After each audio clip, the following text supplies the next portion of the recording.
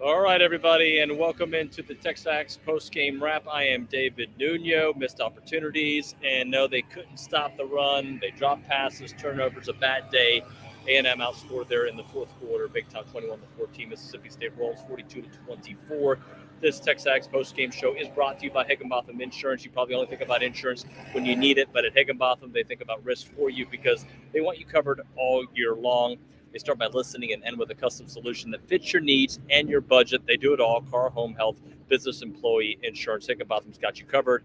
Higginbotham's a place that leads with value so that your value leads. Call Tyler Smith at 979-871-3162 or visit higginbotham.com. It was ugly. You guys know it. You saw it. If you're watching this, I know you want to rant, so we're going to try to put some of those rants on here throughout the show. Part of the post-game habits that we do is we kind of go through the good, the bad, and the ugly, and there was a lot of bad in this one. A&M actually starts the game with a promising drive, but they get no points, pushing Mississippi State to the 8-yard line on a Nick Constantino punt. Mississippi State goes on to convert on 2 third downs and a 4th down, but eventually they have to punt as well.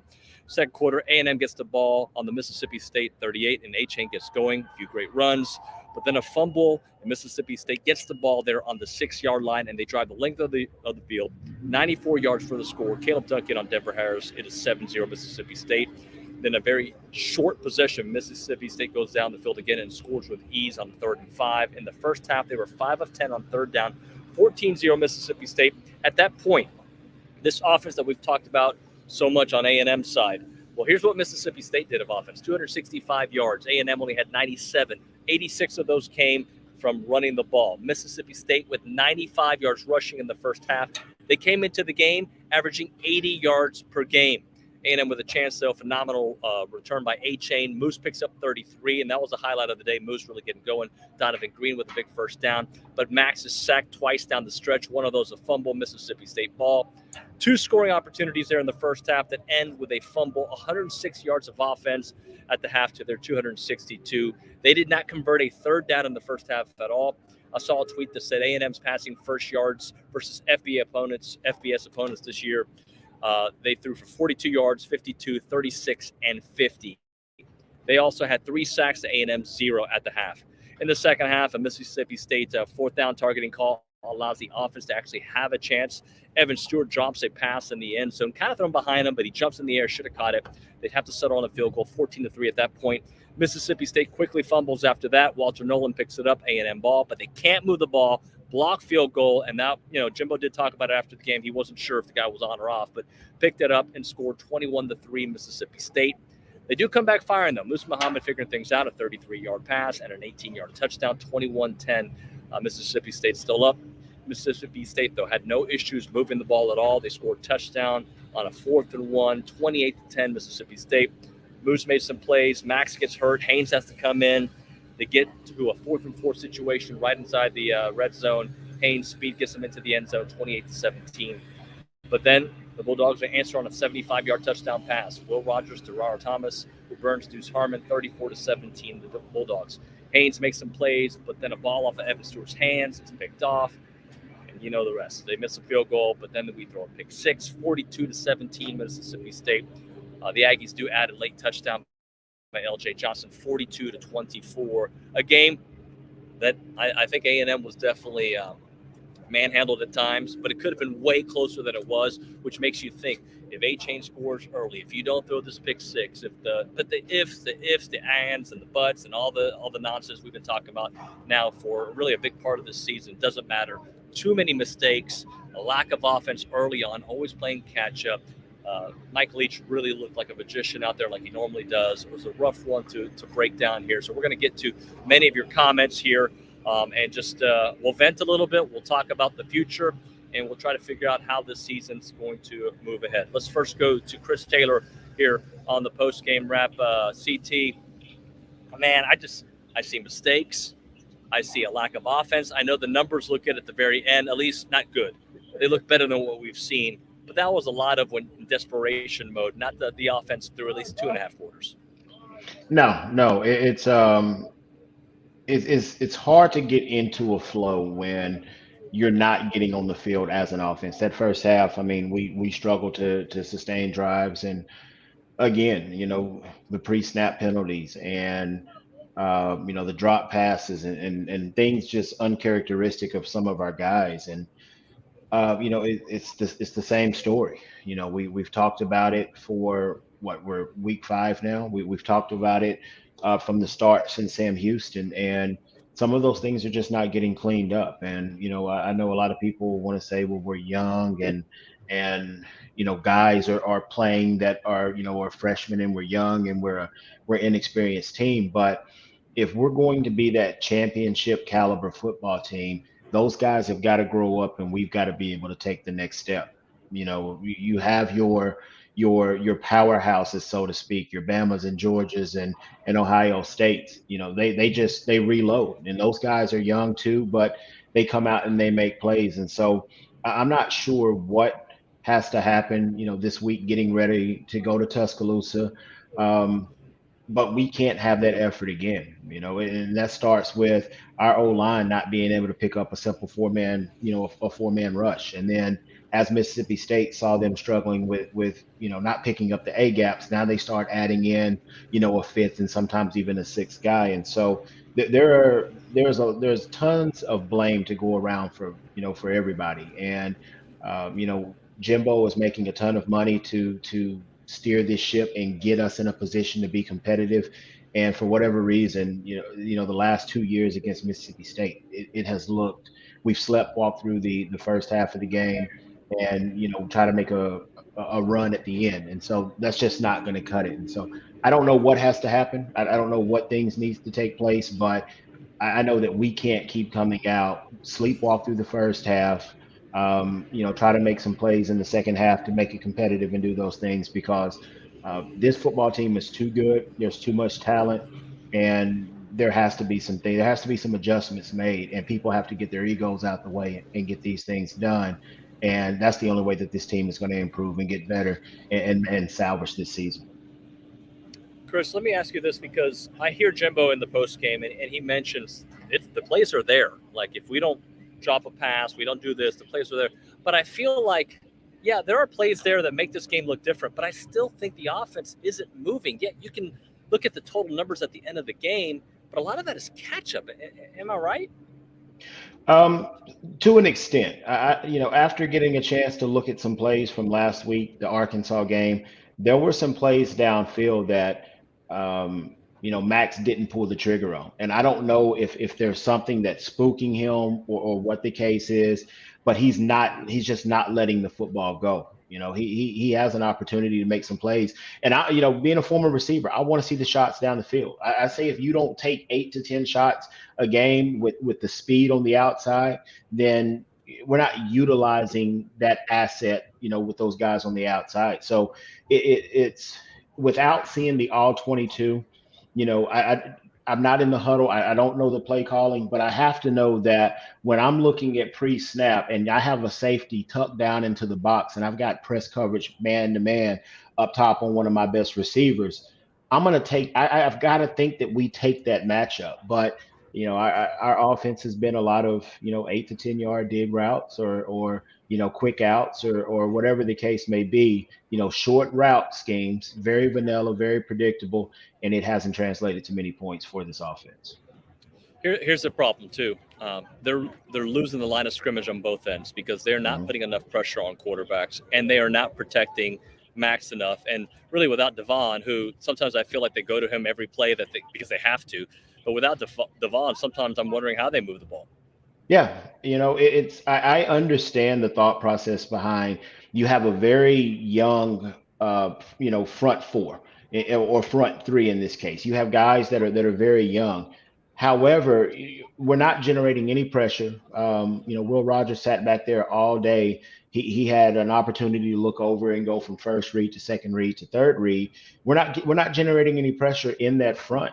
And I don't think it's fair to, the Tyreek Chappelles and even Denver Harris and Antonio Johnson and Damani. It's not fair to those guys to say, we need you guys to cover for 5, 6, 7 seconds. That's a long time for that back end to have to hold up, and we're not getting home. I know that we have a couple of takeaways, but I'm very interested to see how many quarterback pressures and how many sacks we have on the season, because it doesn't feel like very many. And consistently lining up in a three-man front, not being able to generate pressure, nobody getting home, we're going to continue to see teams are going to throw the football to be able to run it.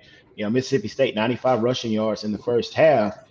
They threw it decently. You know what that offense is capable of, and they were able to run it effectively and take control of the ball game. So there has to be some changes there. I think we're stubborn in a lot of our approach. We won't change. And that starts with the three-man front. That starts with continuous, running the football on first and second down and being in a predictable third down, having to come out and throw it. So there has to be a shakeup all across the board. Jimbo has to. I hope he takes his fair share of the blame here. There are some things that he can do better defensively. Durkin, there are some things that he can do better. But I don't want to have it lost that there are guys that are playing their guts out. They're playing hard.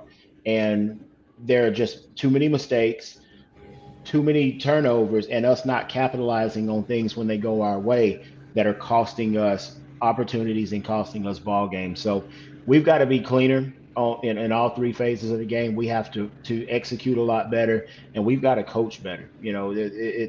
There's enough blame to go around for everybody, and hopefully we can go back, we can shore some things up, and have a great effort when we go to Tuscaloosa next week. All right, CT, you hold it right there. We'll bring you in for some parting shots here before we go. We now go to Brandon Leone, who joins the stream. And Brandon, I'm going to set you up kind of the same way.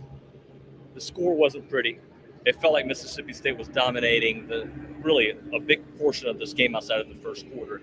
Yet it could have been so much closer if 2 or 3 plays had gone the other way. But then I get sick of saying if, because it didn't happen. So this is what it is. Yeah, no, it is what it is. And here's the problem, man. We're too talented of a football team to look the way that we've looked. We've just lost to Appalachian State and Mississippi State. I think I said this on Twitter earlier. I guarantee you there might be less than 2 football players on that roster that we offered a scholarship to. And I guarantee you the Mississippi State offered every single player on this football team. So I don't care about the injuries. I don't care about how young we are. We are doing more with less than anyone in the United States of America right now.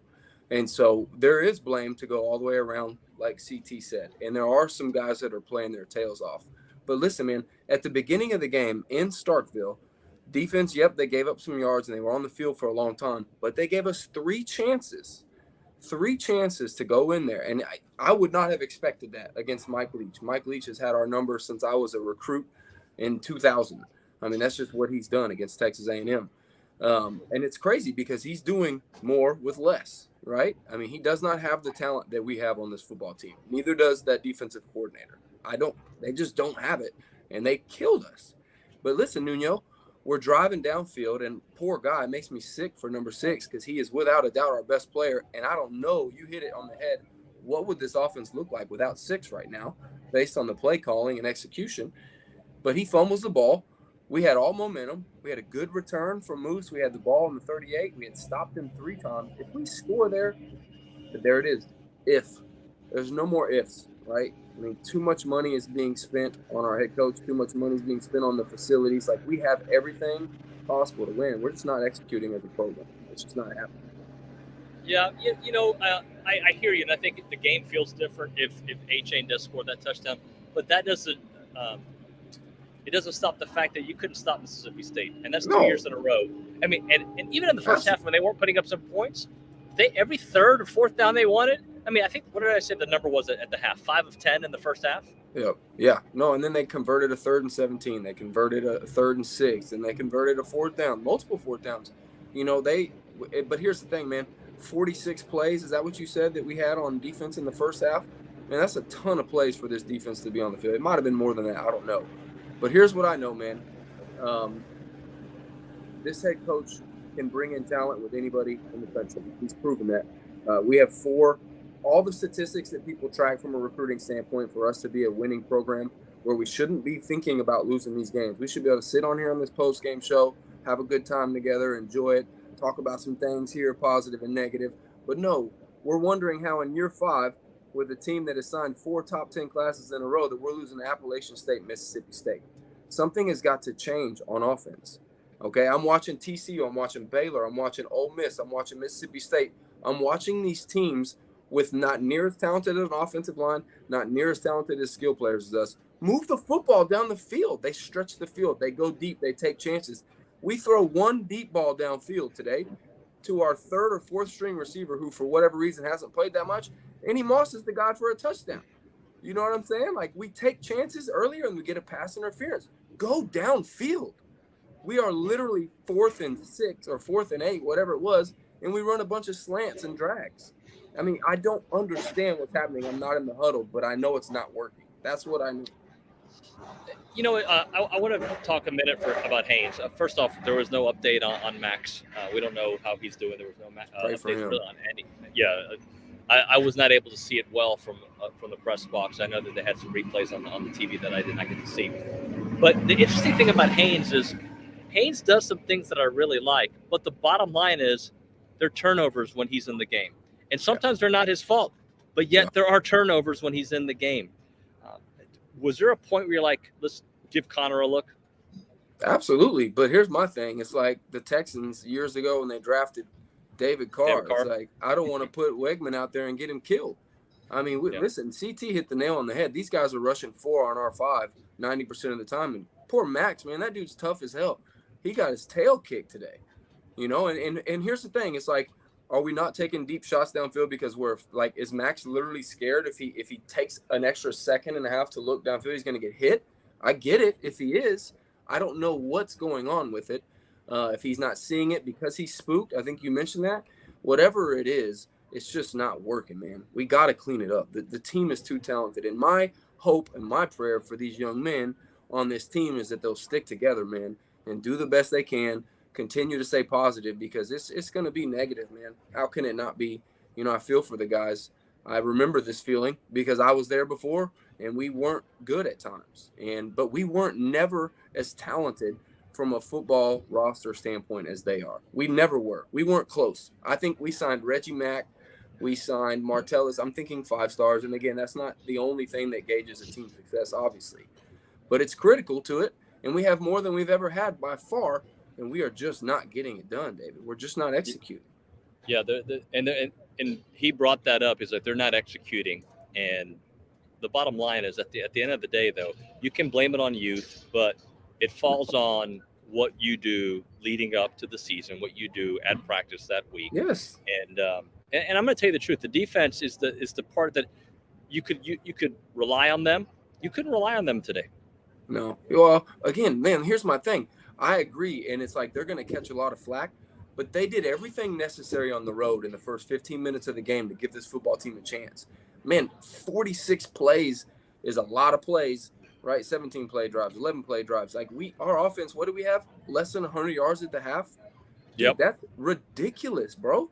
That is ridiculous. I'm telling you, it's insane.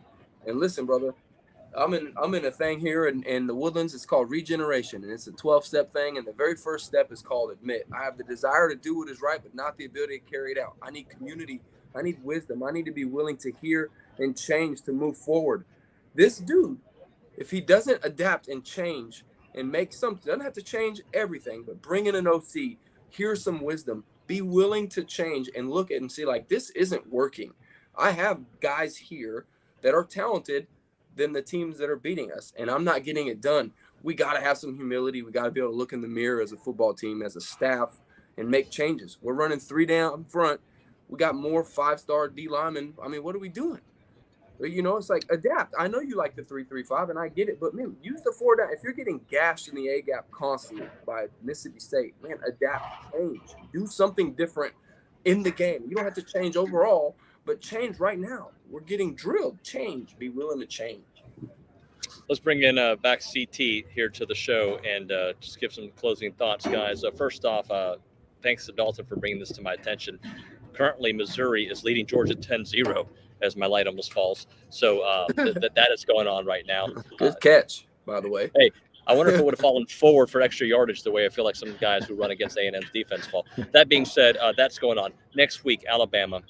This team in a very similar position that they were in last year with, you know, the can't stop Mississippi State. They got 2 losses heading to Alabama. Last year was at Kyle Field, a magical night. This year it is at Alabama. I thought, and probably I was wrong, that they were not as good as advertised, yet here they are doing what they normally do, take a big lead on Arkansas. Then Bryce Young gets hurt. Doesn't matter. The backup comes in. They still end up winning by plenty of points. Can something change here before, by the time you get to Tuscaloosa? CT? Um, I think it can, but I mean, you have to play a flawless football game next week. You can't have the pre-snap penalties. You can't have the drops. You can't have the turnovers. Those things can't happen, and you go in and you beat a top five football team in their place. So for us, the things that have plagued us to start the season, pre-snap penalties, making dumb mistakes and having penalties and doing things that are killing drives and then not being able to stop the run. You can rest assured Alabama has watched the game tape as well, and they're gonna put a game plan together similar to the teams that have given A&M fits, Appalachian State, Mississippi State, and it's gonna be a dose of the things that they've given us. And so we have to go and prepare. We've got to make the adjustments. We have to make the changes to make sure that we're at least giving ourselves an opportunity. So it's going to be a tall order on the road, but we have to play a perfect football game. Young guys, and at this point in the season, they're not young guys anymore. Guys, they're going to have to step up, make plays. I don't care if you're a freshman, a sophomore, a senior, whatever it is. You've got to step up and make plays. You're playing major college football in the best conference in the country. You were recruited to A&M for a reason. Now it's time to earn your keep and go make freaking football plays. Mm-hmm. Look, they're still look. Brandon, I don't know what's going to happen against Alabama, but the back half of your schedule, is much more manageable. But people are bringing up that they'd be happy with 8-4 after the way this season has started. That's not good enough. But considering what has happened so far, would that be a good season in your eyes? Considering where you are today, now before the season started. Absolutely not. The only team on our roster that should beat us after this is Alabama. I mean, just if we're looking at who's as talented, LSU is talented. Ole Miss looks really good. But man, listen, man, this is the story. We've talked about consistency. We've been so inconsistent as a football team. Last year, we beat the Alabama schools, lose to the Mississippi schools. That might be the first time that's ever happened. Maybe. I'm throwing that out of my tail here. This year, we have top 15 wins in a row and lose to Appalachian State and Mississippi State, two teams that shouldn't beat us. If this team can show that they can be consistent and execute, they can do it. But listen, when you drop interceptions that are in your hands, when you fumble in the red zone, you go 3 red zone trips and you score 3 points and their defense scores 7 against you, you won't win another football game but like that. But Nuño, you hit the nail on the head. The schedule's there for us. If we can go 1-1 in our next 2 games, get to the bye week, get these young guys coached up, try to get freaking healthy. When 17 went down, I got really nervous. When Jalen Jones went down today, I was like, oh, man. And that proved, I think, to be pretty big for us. But we got to get healthy. We got to be willing to look in the mirror as a coaching staff and as a football team. And, again, I hope that they shut out the noise, including me. I hope that they're not listening to us. I hope they let this stay amongst the fans, right, all of us that are just trying to figure it out. And I hope they shut down the hatchets and focus as a team because there's still plenty to play for. You can literally take a L to Bama and still go win 9 games and play for a 10th game. Or you can fold it up, make excuses, not change, and stay stubborn and have a very, very, very unsuccessful season. But I'm hoping in them. I believe in these players. I think that they can do it. But I really think that we got to make some changes pretty quick. All right, this is for both of you guys, and CT, you start because I'm looking at this team right now, and I'm thinking there are plays to be made right out there. When you look at this team, there are plays to be made. They're not making those plays, but I want to end with some positives. And did we? And look, we're gonna have all week to destroy them on the radio show, right? There's no doubt about that. And destroy is not the right word, but to analyze the failures of this offense and really the defense. But if anything came out of today, Moose Muhammad can make some plays, guys. He can make some plays with the ball. Yeah, I think 7. I've said this for a long time. I really like his game. I think he comes from a strong pedigree when we're talking football. The kid can play the game. And last week I thought was a little abnormal for him. I think it was the excitement of getting a start and all of those things. You saw him settle in tonight, and he was a much different football player. He had a good game, and then one struggled. Just these guys have just got to be consistent. week in, week out. You know, Stewart had a good game last week. Now he has to come back and have a good one, and had a couple of drops. And so it's just getting on the same page, playing well at the same time. Still don't know where Keith Brown was tonight, but I also would like to see a little bit more from L.J. Johnson, Amari Daniels. You know, because you're asking Six to do a whole lot. I understand what he brings to the table. Uh, but you also don't want to wear him out where he's no good to you at the end of the season. Use those backs that you have, you know, get them in there, get a rotation, and then just, you know, these young guys, they seem like, you know, you got Ferraris outside.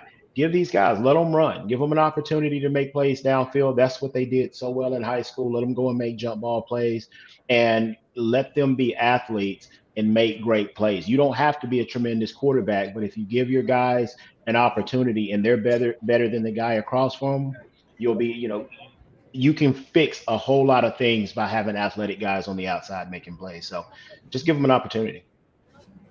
Hey, Brandon, let me ask you this, because I know we just talked about trying to find others to get the ball, but you know what I would have liked to have seen, and it looked like the very first play of the game they did this. I want to see A-Chain as a receiver. I want to see him lined out and have a linebacker try to cover him. Not so much always out of the backfield. I want to see him split out. Would you have liked to have seen that? I would like to see more 21 personnel for that reason, right? I mean, you can bring Le'Veon Moss in the game. I think L.J. Johnson gives us a little bit of toughness. I agree with CT. I'd like to see some more Amari Daniels. I think he's flashed some stuff. Listen, what's the point of bringing all this talent to the roster if you're not going to rotate them and keep them guys fresh? Like, that's the beauty. Like CT said, Devon's an animal. He's a machine, whether he's out at receiver or where he's in the backfield. But the best version of Devon is a rested and healthy, you know, one that's not getting beat up and having to be dependent upon an offense that won't change and make plays. We got to give these guys opportunities downfield. I don't, like CT said, if you throw it 8 to 10 times down the field, at least they'll respect it. At least they'll start to think they're going to go for it. I got to be careful. I cannot just hone in on 10 yards and shorter and clamp this offense down, because Jimbo's going to take some shots. We're so predictable at this point on offense. That's why there's usually not a lot of separation. And so I think we need to change some things. I think Devon at receiver could be a wrinkle like that, but let's start using multiple personnels again. Let's spread it out a little bit, and let's give these athletic guys more touches across the board. We can't be so predictable. And the positives to me, man, I really do think that this team can do it. I think the first 3 drives, the defense bend but don't break mentality, was encouraging to me, because I truly didn't think that we would blank those guys in the first quarter, and we did. And to me, my whole frustration tonight is not the defense, it's the offense. Yes, there was frustrations to me with the defense, but the offense to me, getting in the red zone 3 times and putting up 3, and then having 3 chances to go up in the beginning of the game and take the crowd out of the game, we did not do it. And that's the thing that I'm going to focus on and be pissed about. Brandon, I'm sorry for jumping in on this, but they didn't give up a touchdown in the first quarter, which means they gave up 42 in 3 quarters. I know. I'm just throwing that out there and let that just kind of. But you got to remember, defense didn't give. They were not responsible for 2 of those touchdowns in their defense. Yeah, exactly. So and that's the thing, man.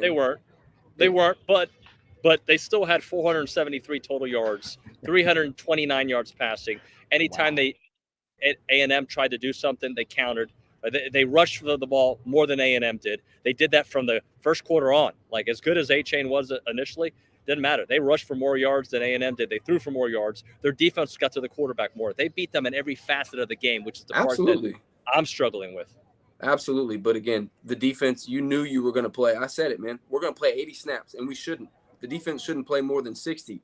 But because our offense goes 3 and out so much and we don't convert and move downfield, the defense is getting their ass worn out. I mean, they're running all over the field and trying to cover guys for 5 to 6 seconds. So, yeah, absolutely make some changes on defense, find ways to bring pressure, do something. But this offensive football team has scored how many touchdowns against Power 5 SEC teams in the last 2 years? I mean, have we scored more than 2 touchdowns?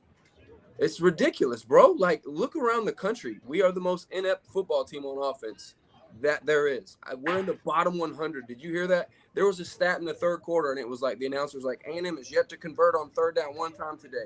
Our offense sucking so bad, it's causing our defense to get worn out and drove into the ground. Our offense has to change. Yes, we need to quit doing 3-man front and getting gashed, But if we can't score freaking points, bro, we won't win games. Like the defenses they're gonna get gashed, dude. It's a slow butter knife into the stomach for our defense because they're sitting there getting gashed because our offense cannot move the football or give them cushion ever. Never. It's just not there. Well, guys, I didn't like today. I'm gonna go ahead and tell you, Either. I didn't like it at all. I appreciate you guys coming on here on the post game wrap and breaking things down. A rough one, and look, we're gonna have all week to break it down. I'm not going to entertain, fire this guy, do this, do that. Look, this is where we are, okay? And this coaching staff that they have put together and we have entrusted for the next huge amount of years, Yeah. you got to put the trust in them to figure it out. And maybe it's not going to happen this week or next week, but there is still a lot to play for. Absolutely. And let me go ahead and tell everybody this too, because I'm jumping all over the place. I was super negative a minute ago. I'm going to go positive here. Let's go. Let's finish positive. These young guys are all playing. Yes. And they're all like kids. They're 17-year-old, 18-year-old kids, Yes. and they're out there playing men. And look, I'm not trying to be next year Nuño, although I am a lot of times next year Nuño. But let me just tell you, these guys are growing up. Absolutely. These guys are growing up. And next year, I'm sorry, I'm not going to go there. You know what I want to say. Next year, all the old teams are going to be young, and A&M is going to have the veterans. That's why at some point I need to see Connor out there. But I do want to see the offense figured out. I don't want to waste these guys. I don't want to upset them. I want to get them the ball, make some big plays. And I'm going to – you choose to be pessimistic or you choose to be optimistic. Absolutely. And after this game, I'm not either, but I want to wish. Well, here, I'll say this, CT, and then please close us out. 100%, man. Like, here's the deal in today's world. We can be negative. We can complain as fans. And, again, I hope the team knows that our frustrations and negativity, they're probably not going to listen to this, so it doesn't matter. But our frustrations and everything has nothing to do with our lack of support. Like, these young dudes, if they can stay here, my hope for the young dudes is that they see the coaches, the leadership, be willing to make changes and put them in better positions to succeed. They have to execute. There's no doubt. But, Nuño, you're right. They're making plays. This big-time young recruiting class is getting baptized by fire right now. And if they can all come together as a unit, believe in this program, stick together, block out the noise, including us, they will improve. They will get better, you know. And so, like you said, that final stretch of the season, get past these next two games, come together, get to the bye week, get healthy. These young guys are going to be a problem, but I hope they all stay together. I hope they all stick to it because they can be really good. Did anybody talk bad about the state of Mississippi? People love to nobody talk. Just, you know what, Jeff, go watch your own other show. Like, stop talking about the state. Nobody talk bad about the state of Alabama. We're talking about the state of the offense and the defense. Some people just want to say things just to be heard. And I you know what? And I entertained it. And today is the first time I've ever blocked somebody, by the way. All right, let's do this. Let's call it a show, guys. Thank you so much for your analysis. And it was a rough one, no doubt about it. Look, A&M falls, and they fall mighty in this one. In a game where you did have chances to make it interesting, you had a chance to take the momentum early on, and then you just could not. You couldn't get it done. So they fall 42-24 in this one. A game where the offense did not deliver. The defense certainly didn't deliver. Special teams kind of struggled as well with a block, field goal, and then the touchdown off of that. A lot of things to fix. Hopefully Jimbo and the crew figures it out. That's going to do it here for the TexAgs post-game wrap.